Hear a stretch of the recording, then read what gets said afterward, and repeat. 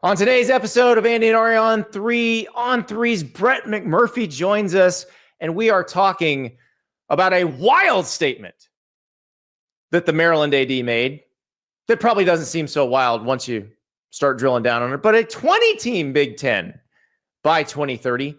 So who would make that cut? And what would that mean for the SEC? And why is he saying this now instead of June? We got games this week.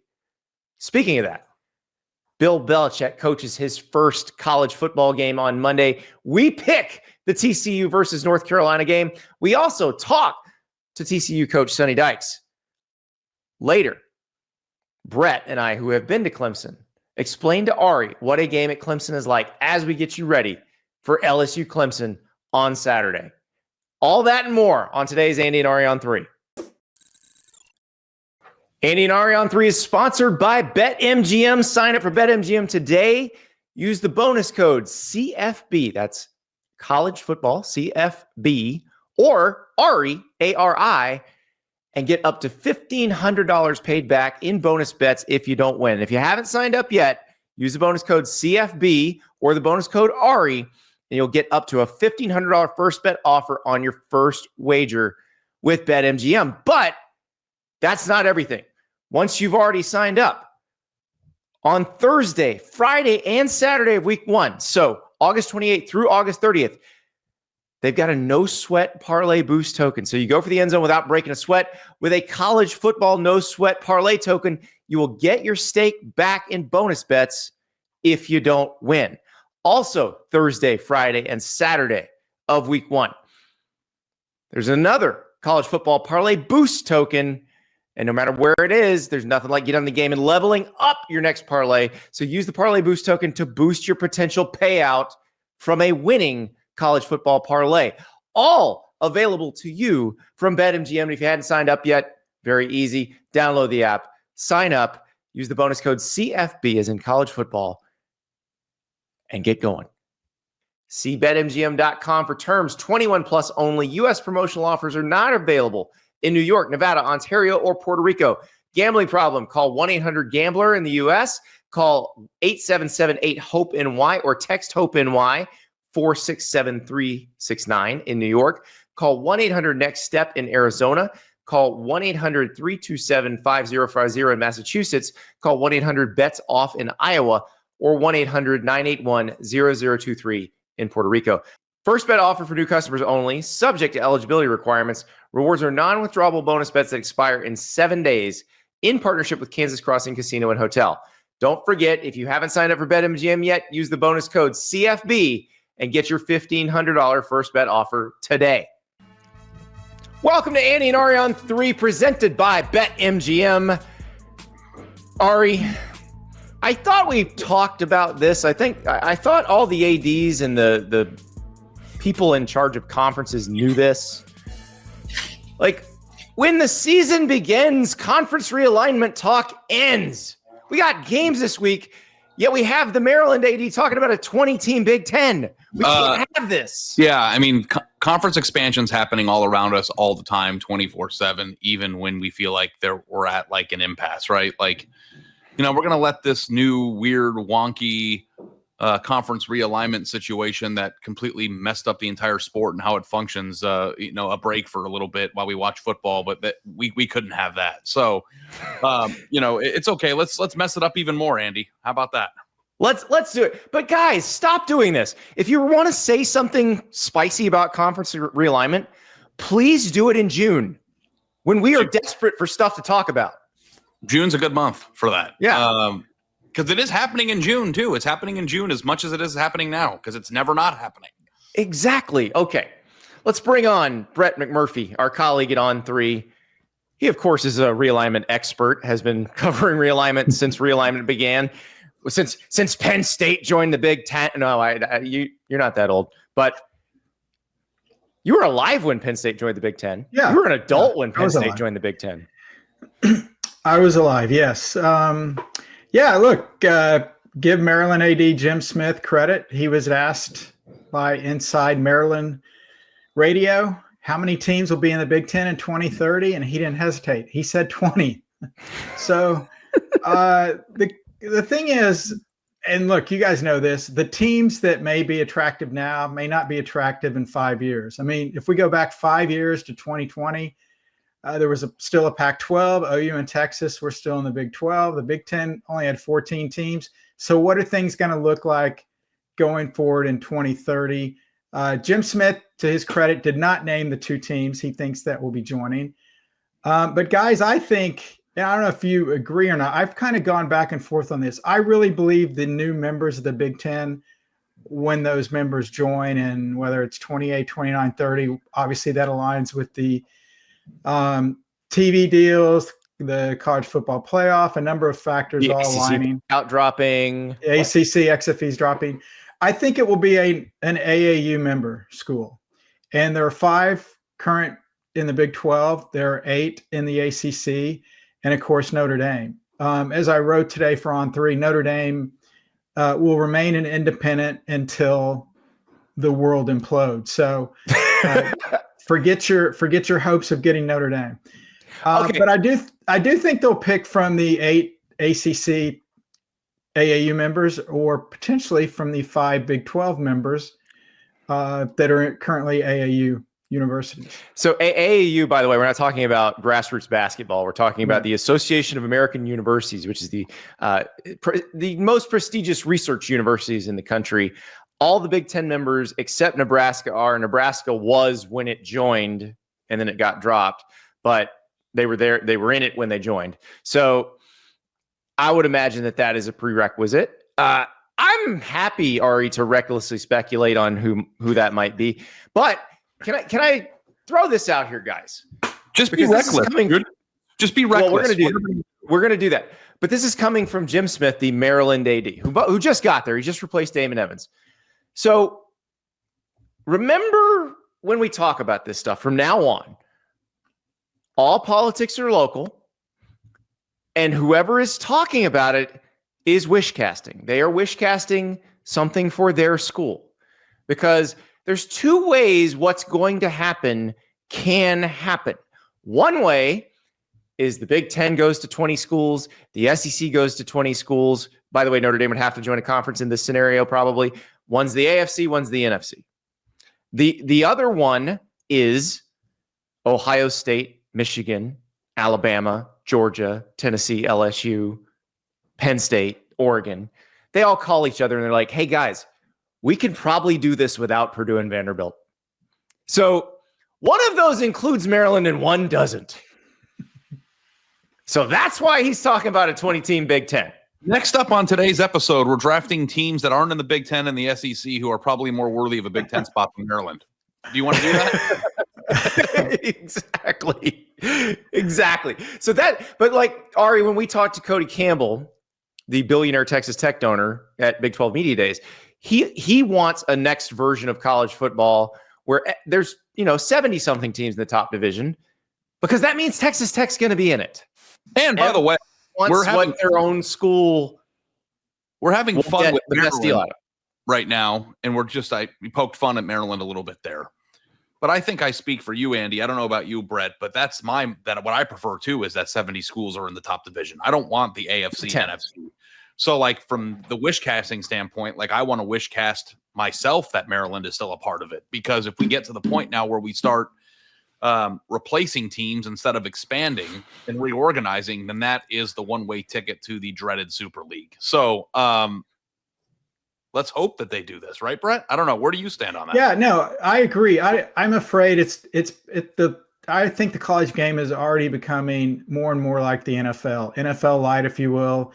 The rule changes as far as not stopping the clock after a first down, different things. I don't like that. And I agree with you, Ari. I don't want just the top 32 teams, top 40 teams just playing each other, and 8 teams that are 6-6 will go into the college football playoff, although that's what Tony Petitti wants. I agree with you. I think it's better to have more. And even having 70, I hate the fact that there's no Southwest Conference. There's no WAC anymore. If we go to 70, we're basically cutting the relevant teams in half, which you could argue, I know, the top 68 right now are the only ones that are relevant, and I agree with that. when Jim Smith was asked, how many teams would be in the Big Ten in 2030, and he said 20, I don't know about you guys. I was surprised he didn't say 24, because I think that kind of what Andy laid out. I think we're going to be 20 or 24 with the SEC and the Big Ten. The question is, what is going on with the Big 12 and the ACC, and are they going to be allowed to be part of that group? I think it's very clear. Andy, you want to speculate recklessly about who it'll be? Look, after I reported that this morning, I immediately got a text from someone within the SEC and basically said what I've been thinking, and that is North Carolina and Virginia will be highly contested between both conferences. And where they end up, look, no one knows. It's impossible to say. But I do really believe that they are the most attractive to both leagues. And we'll have to see what happens. Again, 5 years is a long way off. 2 years is, light years way off. But speculate recklessly. And you have really good memory with this stuff, and I don't. But what's the expiration date for the ACC's existence? Is it 2033? 2036 is when their deal ends, but the buyout drops to a manageable number in like 2029, 2030. Right. So this is what I think is interesting about what Brett reported too, of like how many teams will be in the Big Ten in 2030. What if the ACC stops existing in 2030? Like, doesn't that like completely change the entire dynamic of how big these conferences could get? It's entirely possible, because you could see kind of a merger of what's left of the ACC and the Big 12. But all right, let's speculate recklessly here. Brett just mentioned North Carolina. North Carolina has been coveted by the SEC and by the Big Ten since all of this started. When do we say the most recent round of this started? 2010. That was the first Big 12 missile crisis. Yeah. So the SEC and the Big Ten have wanted North Carolina for all of that time. So they'll fight over them. Virginia, and I'm glad you brought them up, Brett, because nobody ever believes me when I say, like, the SEC people love the idea of Virginia. Right. A lot of fans look at, well, Virginia's not doing very well. They're not winning a lot of games. It's not simply a team's win-loss record. And I think fans get caught up in that with, why can't a certain team get into a certain league? They're better than that team over the last 5 years. It encompasses a whole lot more than that. But yeah, you're right, Andy. I really strongly believe North Carolina and Virginia, if it was a draft and the SEC and Big Ten did a draft, I think those would be the top two picks. And I think the SEC is going to get them. And I don't know who's going to win that battle. I mean, if you want to predict it right now, I'm curious. Rack it and save it. Like, does Fox put its thumb on the scale? Because you say it's got to be an AAU member, and I can think of one AAU member that's been pretty good at football historically and is getting back to being very good at football, and that's Miami. Yep. Florida State is not one, but like, if the Big Ten wants to be a truly national conference, you got to add some Florida men. Yeah, so here, real quick, here's the 8 ACC schools that are currently AAU members: Cal and Stanford, Duke, Virginia, North Carolina, Georgia Tech, Miami, and Pitt. Okay, so I feel like those guys, some more than other, have a really good shot. From the Big 12, this gets kind of fascinating because I reached out to somebody that I trust a great deal, and they actually brought up a school in the Big 12. And to me, again, can I guess? Can I guess? Yeah. Is it Kansas? It was actually Utah. Oh, that's a good one. So here's the 5 AAU teams from the Big 12: Arizona, Arizona State, Colorado, Kansas, and Utah. And when I mentioned Utah, again, I'm thinking, Utah, what about geography? Obviously, geography doesn't matter. They go from coast to coast. And the response was, it's an untapped market. Salt Lake City, team on the uptick. Again, 5 years from now, they're not really on the uptick. They've been good for 20 years. Over 20 years. Yeah, obviously, right. And Kyle Whittingham will no longer be there in 5 years. At least we think he won't. Who knows? He may surprise us. But again, who knows what they're going to look like in 5 years? Who knows what Colorado will look like? Is Deion still there? Is he gone? Again, it's not going to impact a school based on who the coach is, whether they get in or not. But right there is 13 schools that are AAU members that I think all will have a legitimate shot. Some more than others. But yeah, I would say I think I think they want to get into Florida. People at Florida State believe in the coming years they will join that AAU group. That could be big. But speculate away. I look at these programs, and I think it's interesting that a lot of times when we're discussing expansion and where teams will be in 5 years as opposed to where they are now is I don't know that smart expansion correlates with the current circumstance of the coach or how good they are or the team. It's more about the longevity aspects of it, location, AAU status, ability to recruit, maybe it'll be NIL funding at that point, like things that would pertain to be able to withstand ebbs and flows of natural coaching roster turnover. Did you go Kansas there, Andy, because of their basketball program? And did you think that's why that would be attracted to them? Or what was it about Kansas that made you jump out and guess them? Kansas just got a massive donation. And it's not all coming at once, but it's a $300 million donation from one of its big donors. They have tons of money. They're paying Lance Leipold like a good SEC coach gets paid. Like they're really good at basketball, but they're really trying at football. And like Brett said, now and 4 years from now could be completely different. Like what if Kansas is good for the next 3 or 4 years at football, which based on what we saw Saturday, they could be pretty good this year. So what happens? They're spending like a Big Ten or an SEC school right now. And I think that is something that those guys are going to look at. But that said, Brett, I still want to, would Fox, which is a partner with the Big Ten and the Big Ten network and kind of controls their TV rights, would they put their thumb on the scale and go, no, we need A+ football brands or nothing here? Yeah, that's a great question. And I think they would obviously have some influence. Certainly they've had influence on, the big noon kickoffs. And, I know you guys have discussed that.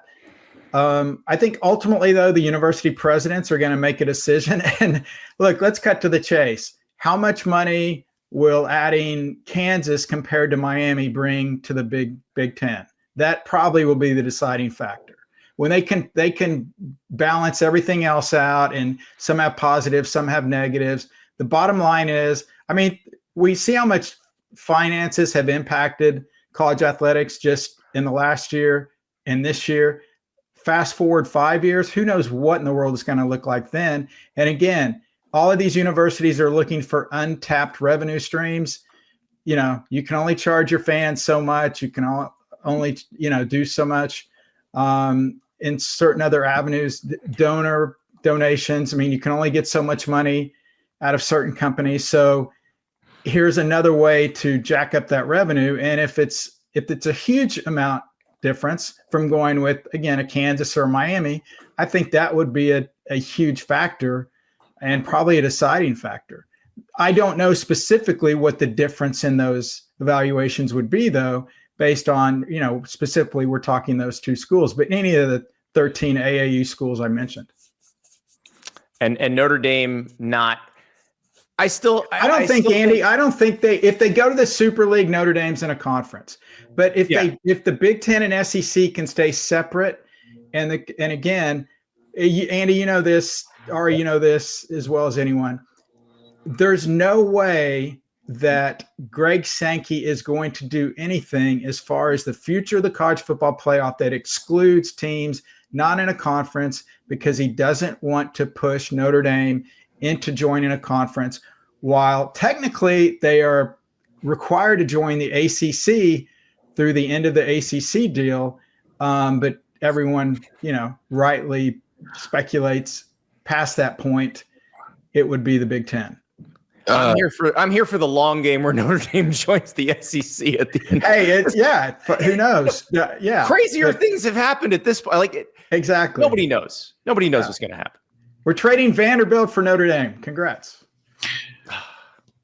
I mean, this wouldn't be a realignment discussion if we didn't have a Notre Dame logo graphic right in the middle of this thing. And I don't know, it is interesting to think that like currying favor with the SEC commissioner in the short term could, I am very curious too of like if the Big Ten is 20 teams in 2030, how many teams is the SEC, and is there going to be a huge tug of war between these two conferences to woo new members, and how will whether it be package deals, whether it be teams that want to go with their rivals, all these 13 or so teams that we're talking about, are they going to get split up evenly between the two? Like, it's going to be a really fascinating and frankly crazy circumstance, and it seems inevitable that it will happen, not if it will happen. Well, guys, we're going to put a pin in this now, but we are going to talk. Why is it Notre Dame in a conference? You didn't even explain that. It's not. I've given the speech enough times, Ari. I've given this. Plus, that's what everybody gets to complain about now that the SEC is going to 9 conference games. But when we come back, we're going to talk about one of those teams, one of those programs that will be in the realignment tug of war. We're going to talk about the football on the field because Bill Belichick is coaching at North Carolina now. He coaches his first game on Monday. We're going to pick that game. We're also going to hear from the guy he's coaching against. But first, I got to tell you about Rhoback. That's right. See this little dog right here? Rhoback is the best, the most comfortable clothing you can own. This is the Hezzy hoodie right here, one of my favorites. Remember, I used to always talk about how my Rhoback hoodies got stolen. Well, they've somehow managed to make it softer and more comfortable, and even better than that, they've added the game day collection. So you can have the Hezzy hoodie with your school's logo on it. So the Rhoback folks know where I went to school. So here is the Rhoback Gators Hezzy hoodie. You're seeing the Clemson one there on Cade Klubnik if you're watching the YouTube version. Also, the Q-Zips. This is the helmet stripe Q-Zip right here for Florida. Pretty awesome. The Notre Dame one's on the screen. The Ohio State one, I love the Ohio State one. These are so cool, and they've got dozens of schools now. They've just added a few new ones. They just added Appalachian State. They just added West Virginia. But give it a look on Rhoback.com because your school is probably there. So RHOBACK.com. Use the promo code Andy for 20% off your first order. Rhoback.com. Also, polos, Q-Zips, shorts. The shorts are spectacular now. The joggers. Buttery soft. It's not great for ads for me, Andy, but I'm wearing the joggers right now, and I've been wearing them nonstop since I got them in the mail. They are the softest, most comfortable joggers on the face of the earth. And my favorite thing about them, and you know this because I've made this comment to you at games over the course of the past year, which is I need a comfortable pair of pants that I can wear to a football game or looks dressy when they're comfortable and buttery soft, and Rhoback got me covered with them, sending them to me. So I'm going to be probably wearing them to the Clemson game on Saturday. Super excited about having a pair of somewhat dressy but also comfortable joggers in my wardrobe. And Cade Klubnik might just come up and dap you up for being a fellow Rhoback endorser. Yeah. So, yeah. Rhoback.com, RHOBACK. Use the code Andy for 20% off your first order. Gentlemen, let us now talk about the North Carolina Tar Heels because we just spent that realignment discussion talking about what North Carolina means in the grand scheme of all this. But now, one of the things I would imagine a reason they hired Bill Belichick is to get their football program to a place where when the Armageddon comes, they are safe and they are wanted and desired, and the sleeping giant is awake, if you want to call it that. We are going to get to see Bill Belichick coach a college football game on Monday night. Brett, that still blows my mind. Like, is the reality of that sinking in for you yet? Because it hasn't for me. Yeah, no, it really hasn't. And, I guess we'll finally get to see it. I'm going to be fascinated to see how this translates with Bill being at the college game. It's a apples to oranges comparison with the hype surrounding North Carolina compared with Deion Sanders at Colorado. I know you guys, we all talked to Sonny at Big 12 Media Days. I believe they will benefit from the fact, Sonny said he thinks they will benefit from the fact they've gone through that, going into that circus type atmosphere with Colorado. And I think they learned some things, but I just think Tennessee, I just think TCU is the much better team. This summer, you're talking about the team that went after TCU's quarterback, Josh Hoover. That's why you got Tennessee on the brain there. Yeah, my bad. Yeah. So they, so look, put it very simple. North Carolina opened this summer as a 2.5, 3-point favorite. Last look at BetMGM, I think TCU is a 3.5-point favorite. I agree with that line move. I just think TCU is the better team. They're one of the top teams in returning production. One of only 30 teams that returns a head coach, both coordinators, and their starting quarterback. And I think Josh Hoover will have a big year. Plus, they've got a lot of key returners on defense. They ended last year strong, won their last 4. I think experience will play a huge factor. I know transfer portal changes a lot of things, but I still value returning experience for teams. And I really like TCU. And when I talked to all the Big 12 coaches about who they predicted to go to the Big 12 title game, TCU got a few votes. Not the most votes, but I think they can be a dark horse in the Big 12. I just think they're a better team than North Carolina. But obviously, everyone's going to tune in to see what's going on with Belichick. Here's the thing that I struggle with, guys, when it comes to North Carolina. And you, Brett, and I spend 40-plus hours a week thinking about college football, studying it, talking to people, writing about it, and all the things. If you and I and Brett went around the horn here and we started naming off North Carolina players that are on the team, how far do you think we would get? You don't get very far. And then I went and looked this up earlier today. Do you know how many players are in North Carolina's 2 deep that are incoming transfers to the program this year? You probably don't know the exact number, but do you have a roundabout guess? See, I'm doing trivia too, Brett. I am gonna guess. Let's see. So 22 in the 2 deep, or sorry, I mean 44 in the 2 deep. Let's see. I would say 25 of 44. I'll say 10. Almost 26. So, this is a completely new roster of players who came from all over the place. And I think what's most interesting, outside of the fact that we get to see Bill Belichick exist in a college environment and wearing a powder blue whatever, is he going to cut his sleeves off? I don't know. Is whether or not the NFL aspect of this lent well to top tier evaluation in the portal and how much he can not only identify undervalued pieces, but put them together in a very quick manner. Because we talk about teams that are kind of just hodgepodges. We were joking, UNLV last week. Did you guys watch that game or portions of that game? Dan Mullen struggled pretty good. And UNLV has 5 or 6 players that are very recognizable to us as former highly rated recruits or guys that we've spoken about on this show. And you saw how difficult it was for them to put together that waiver wire team. I don't know if this is, I think it's the same situation. Oklahoma State, another team that we talked about at Big 12, is going through this. Teams that have the Colorado-ish type roster build. I wonder if we're going to get a better appreciation for what Deion Sanders did in year 1, even though they had a bad record, as we see some of these teams that have patched together a roster through mass transit. How's it going to look? Because I can go through TCU's 2 deep and name a lot of players. Like with North Carolina, there are some names like, Kobe Paysauer, who was on the team a year ago, who jumps out at you. But there's not a lot of guys out there that just jump out at me. Well, Andrew Simpson came from Boise State. He was a really good player at Boise State. He's a linebacker. He's one of the big ones that they brought in.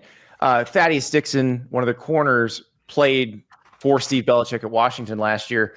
Now the question is, would he have started at Washington this year? Because Takario Davis came over from Arizona. So that's the question, is how good are these guys? TCU, and it's interesting because we keep going back to that Colorado game. So that Colorado TCU game, everybody, was right after TCU had played for the national title.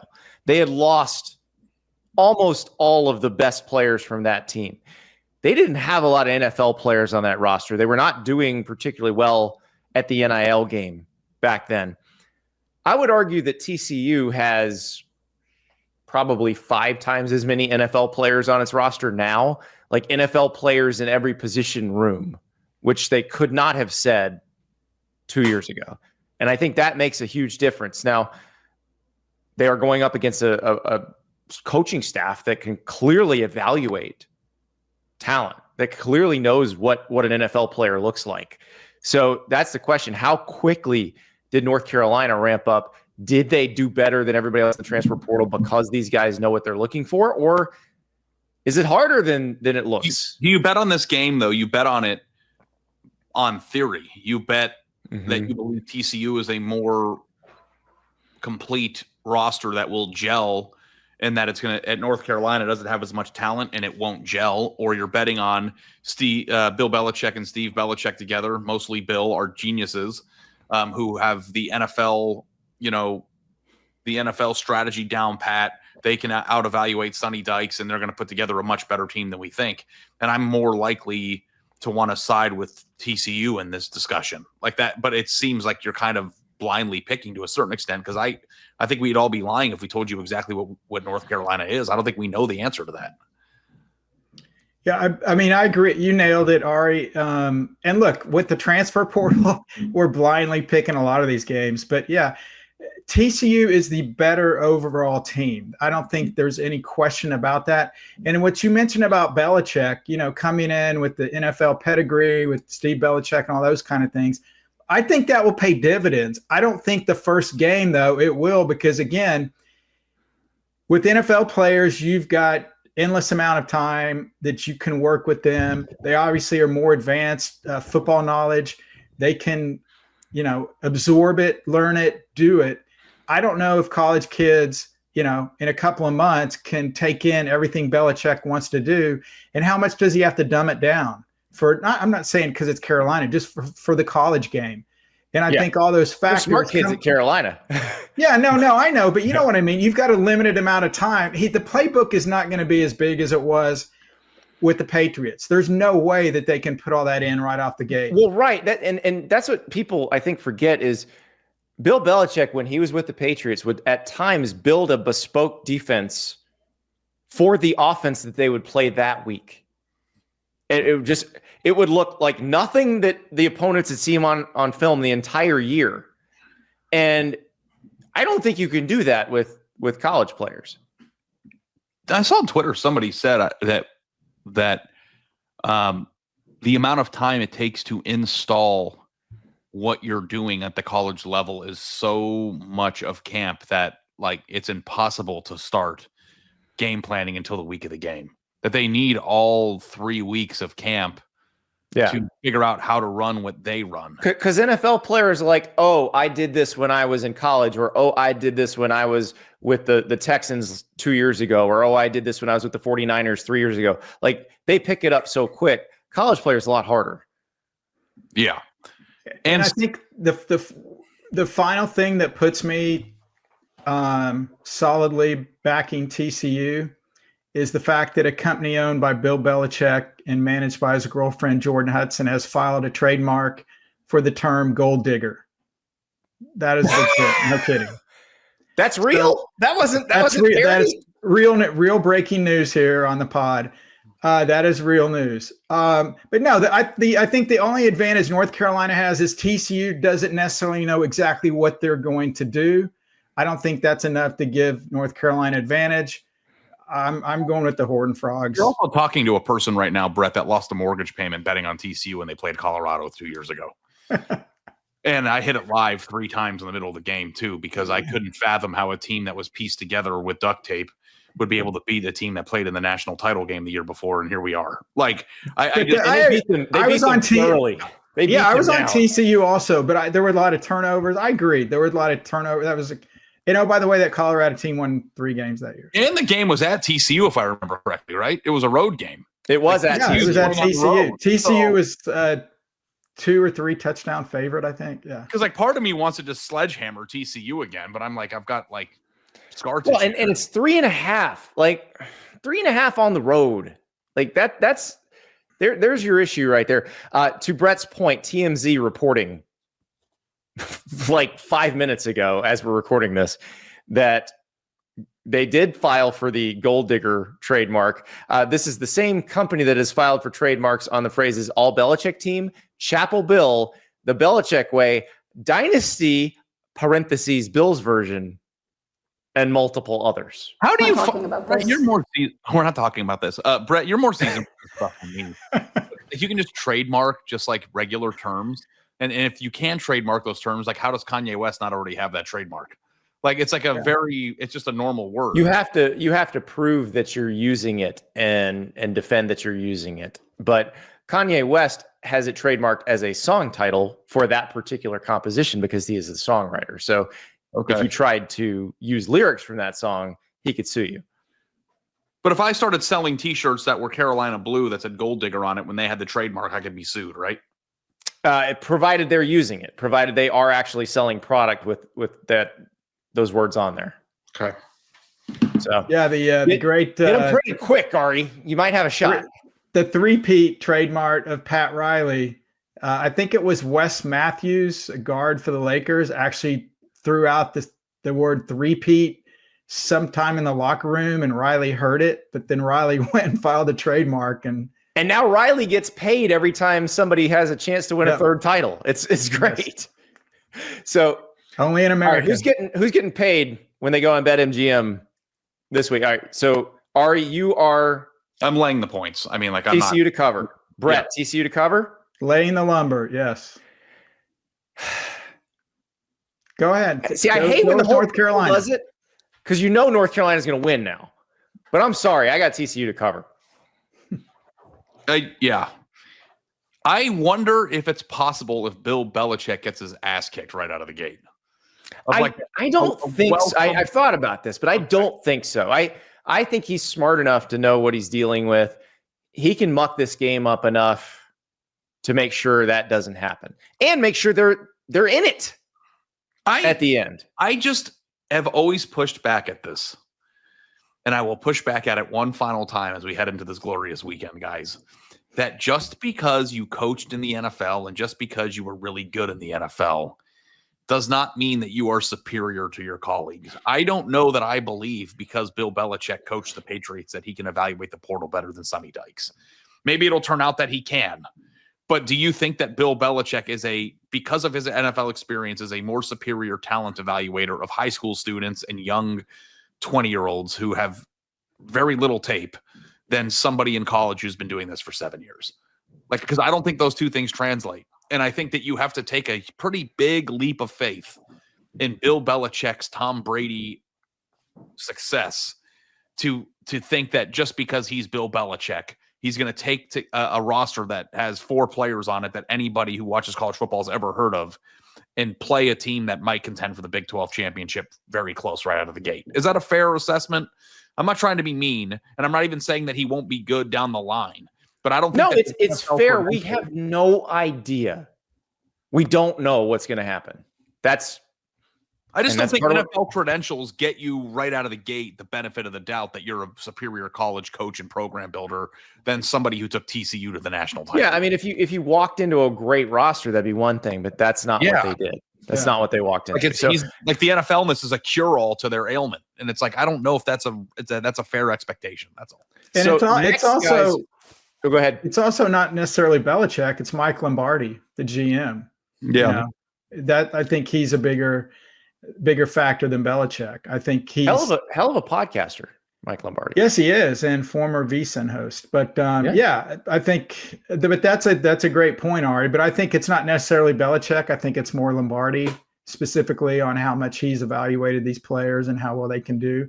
And again, they've done all this in a short period of time. We'll see. We'll either be geniuses or idiots on Monday and move on. I'm used to being an idiot, but Mr. Idiot to you. In a few minutes, you're going to hear from the guy who is coaching against Bill Belichick in that game, TCU coach Sonny Dykes. But first, we're going to talk about Starbucks. For those of us who love college football, fall begins the moment that toe meets leather, even if it's still 90 degrees outside. For coffee lovers, Fall begins the moment pumpkin returns at Starbucks. Well, guess what? Pumpkin is back. Consider this your early autumnal equinox. This week, you've got football and you've got pumpkin season at Starbucks, and you can grab your pumpkin cream cold brew on your way to the tailgate. Specifically, if you are going to the Miami Notre Dame game in South Florida on Sunday, you can stop by the Starbucks on Northwest 27th Avenue and visit the Starbucks Coffee Kickoff with On3 and special guest, former Cane, greatest return man who ever played football, Devin Hester. Plus, live music, custom merch, and of course, pumpkin cream cold brew. I don't care what the calendar or the thermometer says, it is now fall. So grab your favorite Starbucks pumpkin beverage, hot or ice, and settle in for the greatest college football season ever, and start it on Sunday at the Starbucks on Northwest 27th Avenue in South Florida, visiting with Devin Hester, our guy JD Piquel. What a better way to start college football season. There isn't one. That is how you pre-tailgate. That is how you do it. Pumpkin cold brew and football. It's fall now, baby. All right. Guys, now we've talked Belichick. Let's hear from the guy who's going to play against Bill Belichick. And of course, Sonny Dykes had to play against Deion Sanders in Deion's first game at Colorado. Lost that one. Can he strike back against Chapel Bill? We are joined by TCU coach Sonny Dykes. We've been talking classic vehicles because Sonny has a 72 Bronco fully restored now. And purple. So what kind of looks do you get driving that around Fort Worth? Well, let me make sure I say this first. It's my wife's car. Okay. Yes. Because she'll kill me. Yes. It's actually fun to drive around. It's kind of our nice weather car. We get out and we live, 3 blocks from campus. And so, we'll get out driving around campus a little bit, and it's fun. We do get a lot of looks though. Does the top come off and everything? Oh, no top. It doesn't even have a top. Yeah. So it's got a soft top. I don't even know how to hook it up. So are they giving you the frog signal? Yeah. We get lots of honks and all that kind of stuff, and we don't drive it much though when we lose. Yeah. It's more easier to see. Well, that's a true classic. People are clowning me because I told everybody the car that I bought in the channel, and they're like, "Congratulations, Ari, you bought an old used car." But that's awesome. It's good to see you, Sonny. Yeah, glad to be here. I'll get right to it. You have to open with Bill Belichick. Yeah, you had to open with Deion Sanders 2 years ago. You have to open with Bill Belichick's first. For you, John Gruden as a coach. Yeah, exactly. Yeah, exactly. Is Vince Lombardi coming back and to coach? Yeah, there's a good chance. But as a coach, what is that like when you find out you're about to coach against Bill Belichick? Yeah, it's interesting. I mean, it's college football never stops being surreal at times. You think about, I watched Deion growing up play football, and you go, you don't ever think, well, yeah, one of these days I'm going to coach against this guy. Yeah. And same thing with Belichick. You watch all these games and the Super Bowls and whatever, and you just never see that as a potential matchup. And then you wake up one day and it is. I mean, it's just the weirdness of college football. You find yourselves in these weird positions all the time with these people. Familiar paths. Yeah. I mean, it's just really strange. You get to know people and have a relationship with guys. And like, I got to know Roger Staubach well. That was my hero growing up. His grandson was a walk-on player for us at TCU. And I went to the Kentucky Derby one year with Terry Bradshaw through a coaching relationship. And, like I said, those guys were my heroes when I was a little kid. And it's bizarre sometimes. Yeah. That Labor Day game, though, how big of an opportunity is that for your Well, program? a big deal. I mean, it's a big deal for our program. We're trying to get back on track and get back to where we were in 22. And you got to win those kind of games if that's what you want to do. It doesn't really matter who the coach is. Obviously, that team's going to be very well prepared. He knows what he's doing.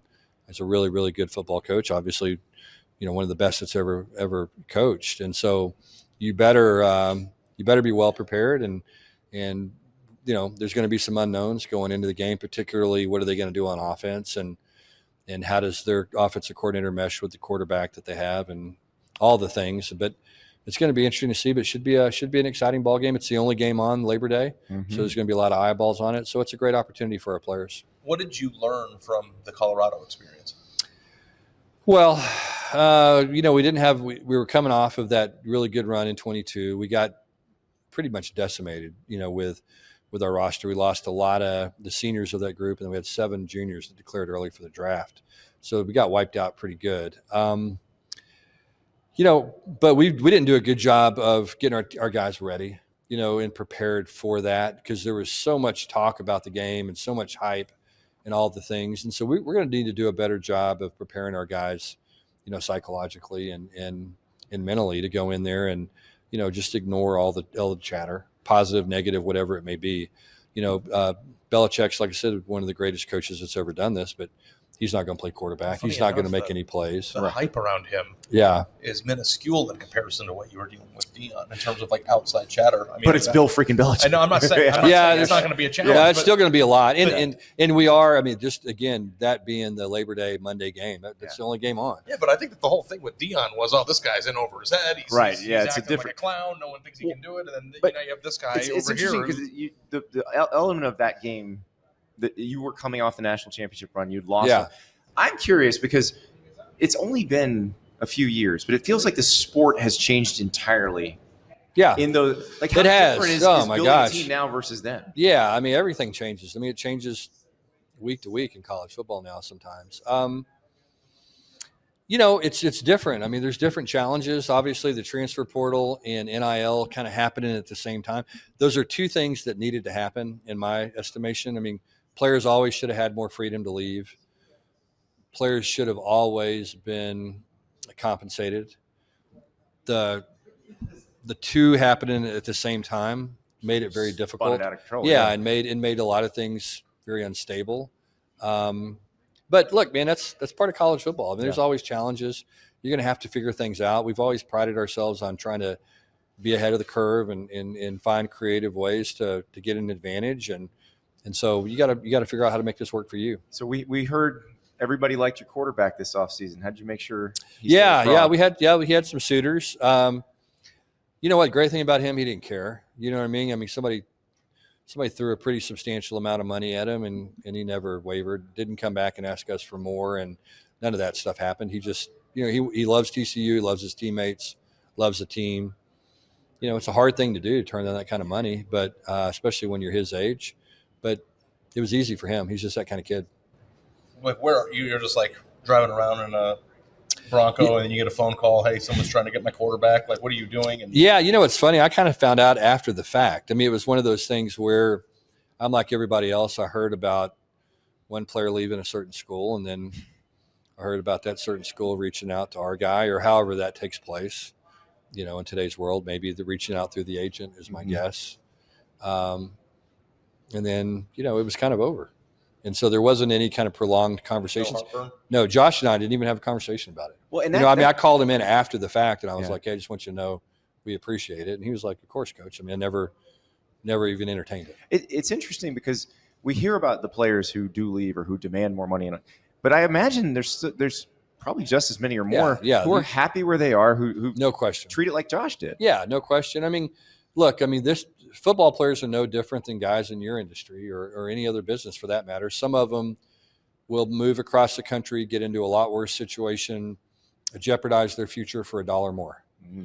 Other guys, they understand how good it is. They're long-term thinkers. They're big picture people, and they make decisions based on different things. And so, and there's all kinds of people, not just football players, but guys in your field and coaching and all the different things. I'm embarrassed. Why? Sometimes I've made short-sighted decisions. We've both taken the money, but we've also I know I've nothing's turned down yet. more. Or for sure. Less to stay. Look, so, when I came to TCU, no big deal, but I never one time asked what my salary was going to be. I wanted to coach there. I knew they would do what they were supposed to do. I took the job. I agreed to it. There was never any conversation about what I was going to get paid. When I got hired, and I know people don't believe that, but it's the truth. When I got hired at Sports Illustrated, I did that. I told the guy yes, and then like 5 seconds later, I said, "I should have asked you how much you're going to pay me." By the way, what am I getting paid? You're really good at negotiating. Yeah, I know. I'm not a great negotiator. So. And you know what? I wanted to be there, and so it is what it is. Sonny, you've been all over the country as a coach in different eras, and I don't know if my podcast audience knows this, but when I was a student reporter at Arizona, you were the offensive coordinator. Yeah. That's how far you and I have crossed paths. Yeah. Oh, yeah. But another coach said this today, and it kind of stuck me because I'd never heard somebody say it like this before. But he said, now we're building a team, not a program. Yeah. I kind of disagree with that. Okay. Yeah. I mean, I do think you probably have to have a little bit more of every year is a different challenge. But I do think you can build a culture, and I do think that culture can sustain itself. And I do think that, for us at TCU, we had 13 players go in the transfer portal this year. Okay. Of those 13, 11 of those guys came and said, what's my role going to be? And we said, you're going to be a scout team player. Mm-hmm. And they said, well, I want to transfer. And I said, well, let us know what we can do to help you. I want you to be in the best situation you can be in. And it was as amicable as could be, and it was good for both parties. And it was just kind of the way it's supposed to happen. And it's a way for these young people to create a better opportunity for themselves and better themselves and have a chance to get on the field and contribute and advance their career. So I don't think that's a bad thing. Now with 2 other guys, it wasn't as clean. Mm-hmm. That's okay though. That's part of the process. But again, I just believe that if a player thinks that you care about them as a person, not just as a football player, and they believe that they have a chance to be successful and they believe that you're developing them, more than likely they're not going to leave, because they're going to think, look, we can win here, which is fun. I'm living in Fort Worth, which is a great city. I'm going to TCU, which is an incredible school. I'm eating the best food. I'm with the best strength and conditioning coaches. I'm with really good position coaches. I'm with people that are going to develop me and get me as good as I can become. And I'm having a great experience. And oh, by the way, these people actually care about me. They're not going to leave. Yeah. And so that's what we try to do. That's what we've always tried to do. The approach really is no different now than it was when I was the coordinator at Arizona. And, you want guys that want to be there and if you do it the right way, most of the time they're not going to want to leave. I was talking to one of your guys and he was explaining to me when you're recruiting high schoolers that you actually cast a pretty small net. Yeah. These days. How do you decide someone merits a TCU? Yeah, we don't throw out mass offers. You know what I mean? For us, people say, well, is the offer committable? Is it not committable? If we offer you a scholarship, it's committable. We don't go out and offer 400 people before we know them. We get them. We want to get them on our campus. We want to have a chance to get around them to see if we think they're a good fit. We want to make sure that we're a good fit for them and try to relationship recruit. We're not a transactional program. Don't get me wrong. There's transactions that take place within the program, but it's not a transactional program. It's a relationship program, and that's the way we want it to be. When you get to the stage that you guys got a few years ago, obviously that might have been some of the best times you've ever had. Yeah, it's fun. Speak for you. Yeah, it was a blast. Yeah. But I also feel like, too, with how many teams have proven at times that you can invest a ton of money or buy a bunch of players and actually have a really good season. Yep. Despite the fact there are pitfalls that, you have to pay for down the line. Yeah, for sure. Have you had to rein yourself in or to try to pace that again? You know what I mean? Yeah, that's a great question. That's probably honestly the best question I've been asked all day. Look at that. Yeah, I know. Look at you. All grown up. Yeah. Arizona education. I can imagine how stupid the questions were when he was a student. Yeah. So. But yeah, look, you got to be careful not to do that. You know what I mean? Because in our profession, you're competitive. And so you see, you're recruiting these players and they get offered a ridiculous amount of money from some school and it doesn't make any sense. And you lose the guy to that school and you just go, well, why can they do that? Why can't we do that? And then you sit down, you have to start having a conversation and you go, well, because it's really, really bad for the long-term success of our program. And, oh, by the way, that's what our job is to put our players every single year, not every other year, not every 3 years, not every 4 years, in the very best situation that we can put them in the most consistently and give us a chance to get on a run. You know what I mean? And if you only have a good team once every 3 years or every 4 years or however that is, then the run might not time up with the really good players, if that makes sense. Yeah. You might have an 8-year layoff. Exactly. Yeah. You know what I'm saying? And so for us, we want to be consistent. We want to put our guys in a position every year to be successful. We want to build a program kind of the old-fashioned way, develop players, bring them in, develop them, create relationships, and watch them get better and watch them grow up and watch them improve. And we think that's the best long-term way to have success. It also seems like TCU is poised to compete in Yeah. this area. You have donors who seem willing. Yeah, I think so, for sure. Yeah, we do. I mean, we're the one thing that gets us, we have 100,000 alumni. Okay, well, Texas and Texas A&M have 1 million. Right. So I mean, that's a lot of people that we don't have that went to school there, and that's a Got lot some of quality people. Yeah, and that's a lot of eyeballs. Yeah. But we're fortunate, though. We have some very successful people that care deeply about our program. And most importantly, our university knows how important football success is to this university. And so, there's alignment from the top down. It's great when we were done with that season. Our chancellor at the time, Victor Boscini, commissioned a study for somebody to come in externally and tell us what the value of that national championship was. It was over $2 billion to the university. $2 billion. Wow. And so I think at that point, yeah. So I think at that point, our, everybody said, okay, look, football is important to the mission of this university. And it's actually one of the pillars that our university has is being competitive in athletics. And so anyway, it all begins there. If you don't have that alignment, you can't check that box, and you can't move to another box until you check that one. And so anyway, we check that box, and then we have support and we have all the things that we need. We have a great base to recruit to in DFW and the state of Texas. And so, you can start checking the boxes about what do you need to have a successful football program. Well, we appreciate it, Coach. Yeah, thank you, guys. If you are cruising around Fort Worth and you see a classic Bronco with no top, wave, be nice. I was going to ask it's what the purple license, and white. Yeah, it's hard to miss. I was going to ask what the license plate was. I don't know what that's that is. Security. Yeah, I don't know. I don't think you could miss it anyway. Plus, you know what? I don't even know. It was a vanity plate. No vanity plates. No vanity plates for us. Yeah. Frogs won. Yeah, we're just trying to make sure it can pass inspection. Thank you, son. All right, appreciate Coach, it. Appreciate you. That is TCU coach Sonny Dykes. He's playing against Bill Belichick on Monday night. Elsewhere in ACC land, because that game's going to be in Chapel Hill, Ari and I are headed to Clemson. Ari's never been to Clemson before. Brett and I have been to Clemson, so we're going to talk about that. But we have a new segment called the Full-Time Fans of the Week because we are now sponsored by Modelo, and Modelo celebrates full-time fans. So we're going to celebrate the Full-Time Fans of the Week. For this week, the Clemson fans.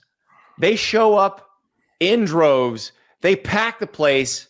Memorial Stadium. They call it Death Valley. Obviously, LSU, the team that is playing Clemson, calls their stadium, Tiger Stadium, Death Valley. We will probably have a senseless argument over what is the real Death Valley. I don't think it matters. What I do think is the fans at Clemson are incredible. They are loud. They are passionate. And Brett, you've been there. Can we offer the disclaimer so that it keeps people from making silly tweets at the end of the night on Saturday? If Clemson wins, they're not rushing the field. They're meeting at the paw. They do it after every game. They actually do it after losses too. So if Clemson loses, they will probably also come down onto the field. But that's what were you a little surprised your first time there when they did that?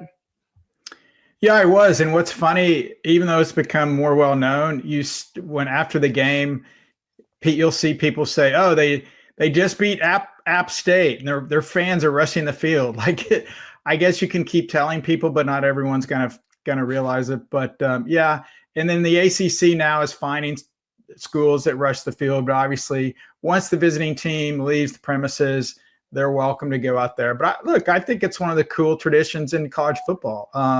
The fact that they do that, no matter who the opponent is, will they do it after a win Saturday? I absolutely think so. Oh, yeah. And then here's the thing about the Clemson fan base. And so this is not like Ohio State or Michigan where there's a billion living alumni and, only a small percentage of the people are at the game.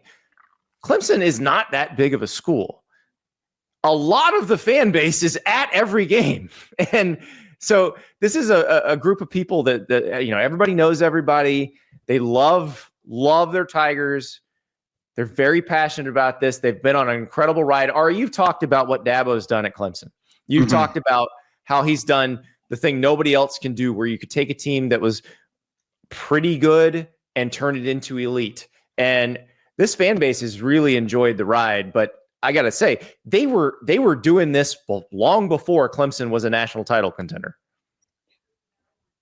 I cannot wait to get there. I've never been there, and I love that, like, this new opportunity at On 3 and, you know, doing the show with you, and we got our buddy Brett on board now too, that I get to go experience new places. And Clemson is a team that I've written extensively about, because even back on during my days on the Ohio State beat, Clemson was a quasi rival to them.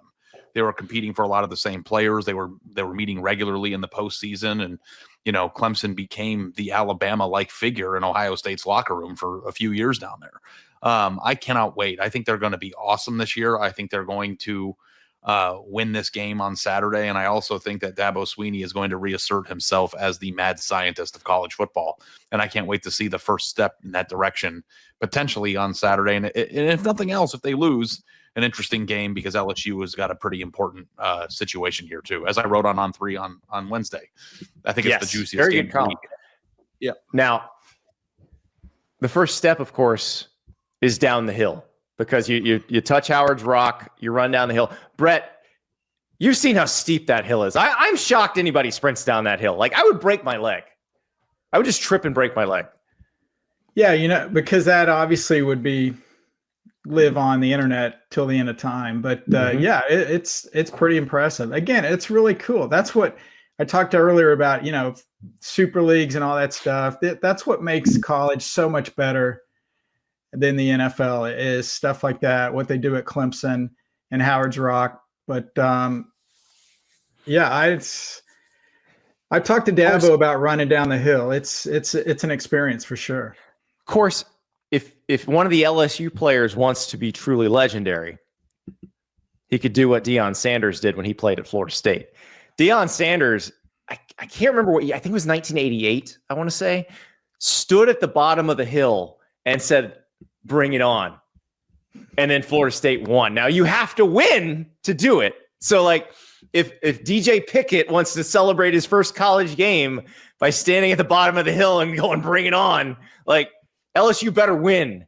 But I will say, this is a mix of two fan bases that, in terms of how much they really know how to party, it's spectacular. So the LSU fans will be a great addition when they, as they're visiting, because they love college football. They love the new environments. You've seen them swarm, like when they went and played Wisconsin at Lambeau Field. You're going to see a bunch of purple and gold.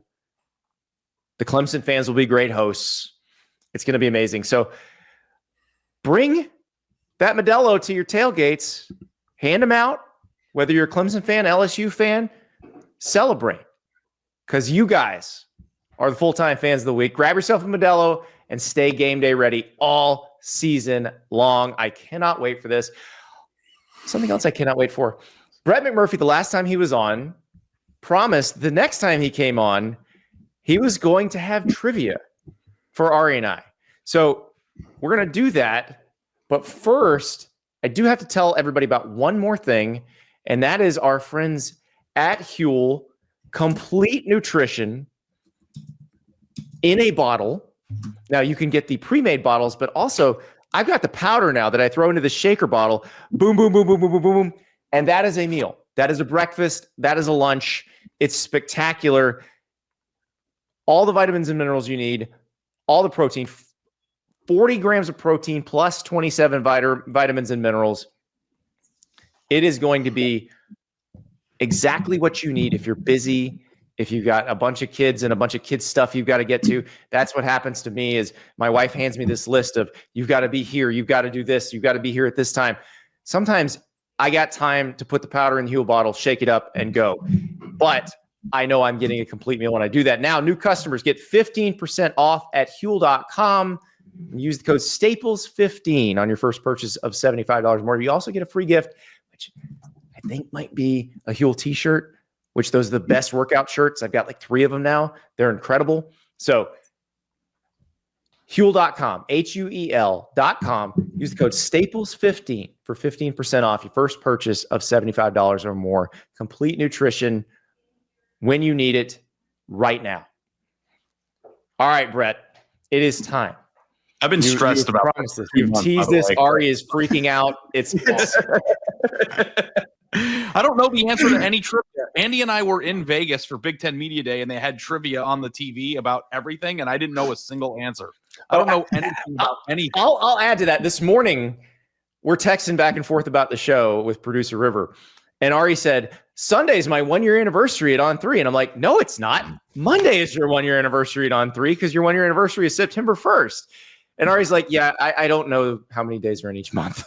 Yeah, or the fact that it's Labor Day on Monday.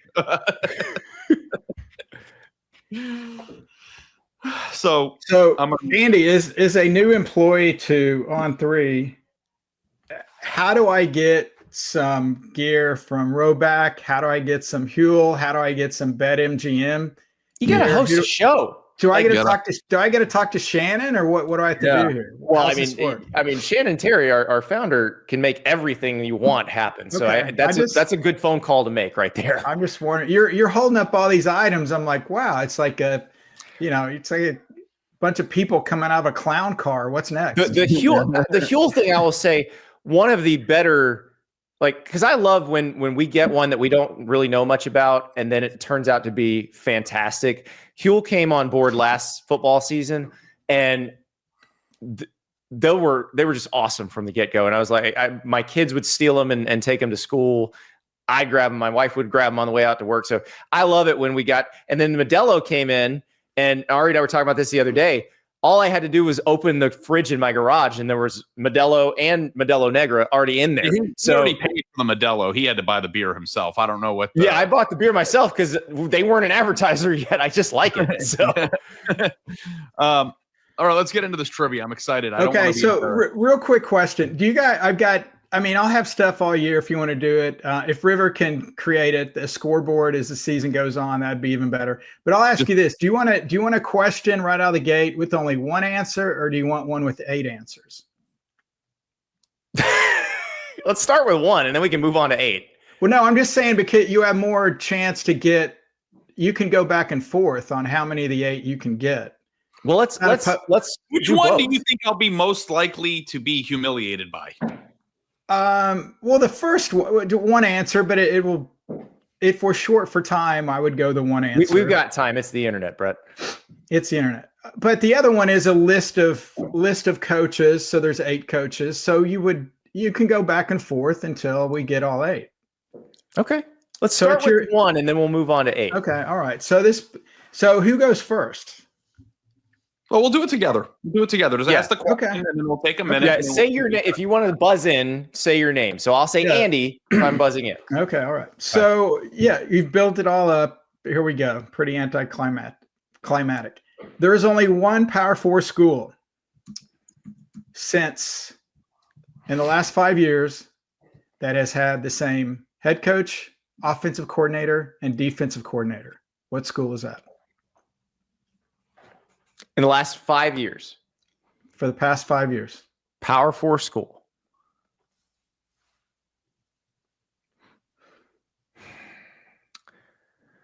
So this would start in 2020 or 2021?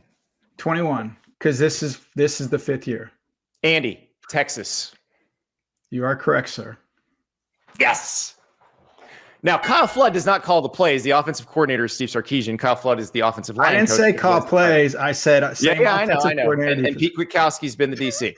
Yeah, that's a good one. Yeah, that was a good. I wouldn't have gotten it, but how crazy is college football that? And by the way, last year Texas was the only school that had the same head coach, offensive coordinator, defensive for the past 4 years. So that's how much. Revolving door everything is in college athletics where, last year, 4 years, this year, 5 years, that's crazy. And I think that's why Texas has had a great deal of success, obviously. Yeah, that's good. I would have gone because like that's like the Clemson blueprint. And I'm like, well, that can't be Clemson because they've hired and They just fired a defensive coordinator. So I was like, and there isn't that many coaches that have been around 5 years, head coaches. So that eliminates, when Andy got the 80% of answer right, I was eliminating programs in my head that haven't had head coaches for 5 years, and I was and it's Iowa firing Brian Ferentz after 2023 that allows that, because it would have been them if he'd have stuck around. I mean, that would have been the longest, because him, Phil Parker, and Kirk Ferentz. But so Andy takes a 1-0 lead, commanding 1-0 lead. Next, don't worry, we're gonna have the results of our picks against the spread that Ari's gonna dominate me on. So last year I smoked Andy against the spread and also smoked the entire playoff field. Like, I think I went 11-1 against the spread in the playoff, and the only game that I lost was the one game that I missed in the entire bracket, which was Ohio State losing to Oregon. I picked Oregon to win the game, but then the rest of the bracket on the bottom half of it, and then the rest of the Ohio State games for the rest of the year, nailed it. Let me have this thing, Ari. Yeah, you can have your trivia, but no, like those questions, like I think are fascinating, revelatory, and spark debate. My ability to recall information as quickly as Andy is just I think if you gave me an hour and I had a piece of paper, I could figure it out. But like on the spot like that, no shot. That's the tricky part about that question is you're thinking of offensive play callers, and you're not thinking that Kyle Flood's had that title. Also, I can't believe Kyle Flood's been at Texas for 5 years already. Like it's like we're getting old, and he may be the most important assistant they have. Yeah, but that was fun. That was fun. Well, I just want to remind people that when we all have had the same pick on a game, we've never lost. Of course, this is the first time we've ever had the same pick on the same game. And Friday at On 3, I will have my picks column debuting.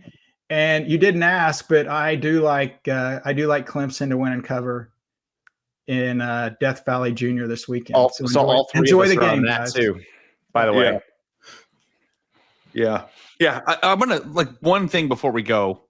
No. We have to do the 8 coaches answer. So. Oh, okay. But let me just say this thing too that I've been wanting to say, and I didn't say it for some reason when we talked about the game to begin with.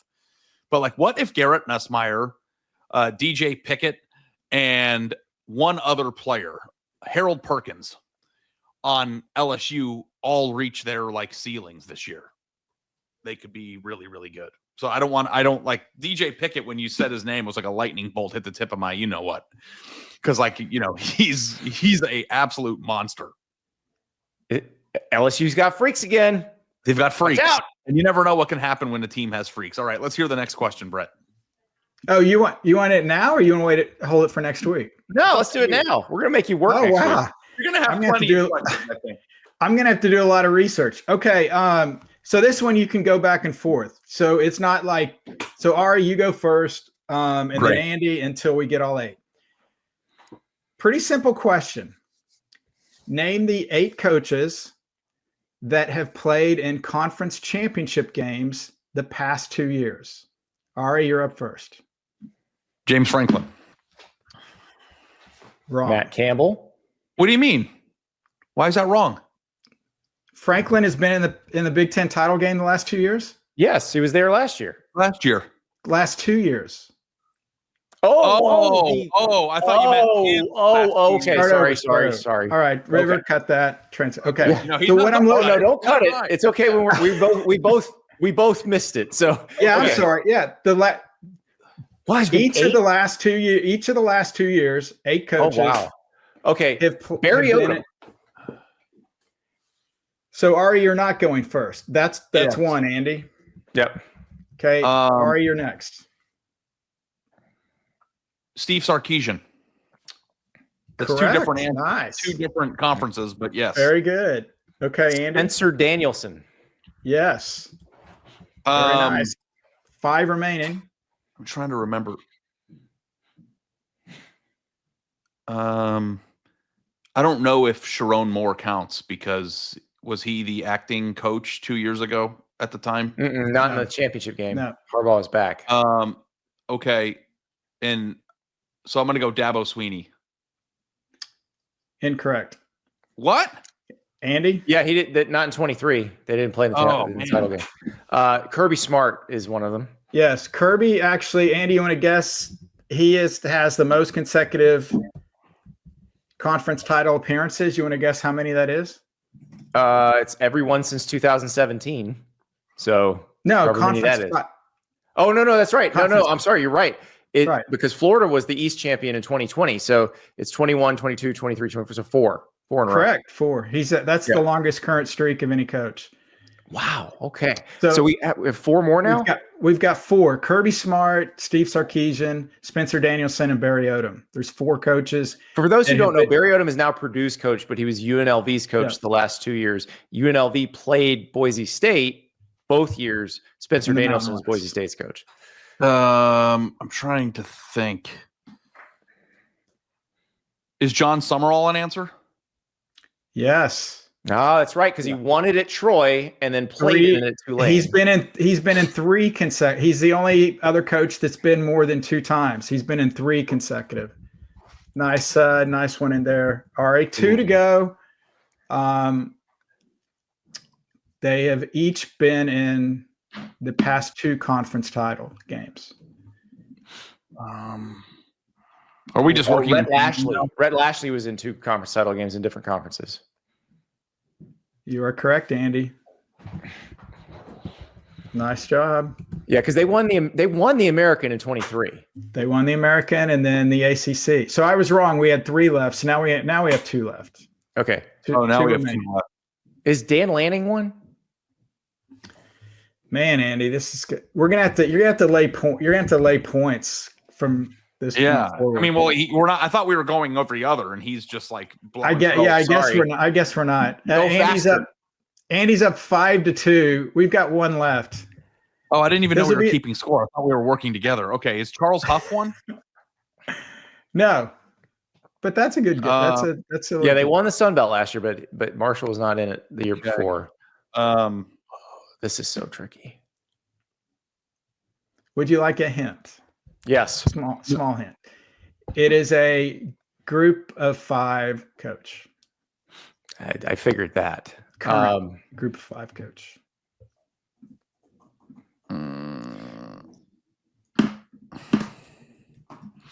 Let's see. Now you're trying to remember who played for the MAC title. Is it Chuck Martin? Andy Staples for the win. Very impressive. Miami of Ohio, by the way. Chuck Martin, best known recently for his rant after Alabama took his kicker last year.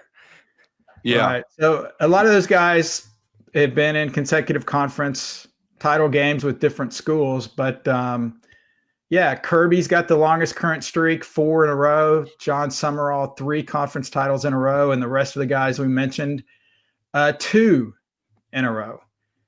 So how long will those continue until we get rid of conference title games? Yeah. Which we always come back to the beginning on this show. It'll be when there's a 20-team Big Ten and a 20-team SEC, and they split into 4 divisions. And it's Kirby Smart can no longer go to an SEC title game because there's no longer a title game. He'll get his own version of the SEC East again, though, so that'll make him happy. Yeah. My ability to recall information is impossible, and like remembering who played in the conference championship games 2 years ago is a relative impossibility for me. So, but you're better at picking games against the spread, which I feel like is a much more valuable skill. Yeah, exactly. Ari, which one would you rather have, trivia or picking winners? Come on, I'd rather answer that. Yeah. Well, thanks for gassing me up a little bit. I'm a little embarrassed, but now I'm going to go get my. I'm going to start like studying things, because if you're going to do this to me every week, I can't go. Like, you want to set a line for the actual trivia question, you should set a line for the season on how many I win. If we have 15 questions in the 15-week period, am I going to go like 4-11, or am I going to go 0-15? I don't know. We'll see. Oh, so you want a win total? Okay.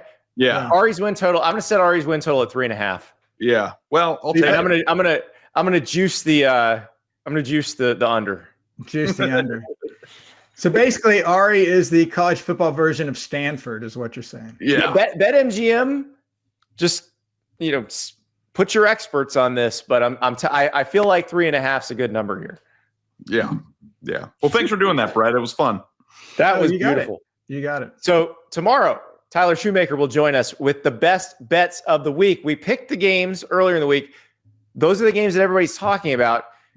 Tyler's going to bring in some games that maybe you're not thinking about, that you should be thinking about for Saturday when you open your BetMGM app. So, been a fun week already.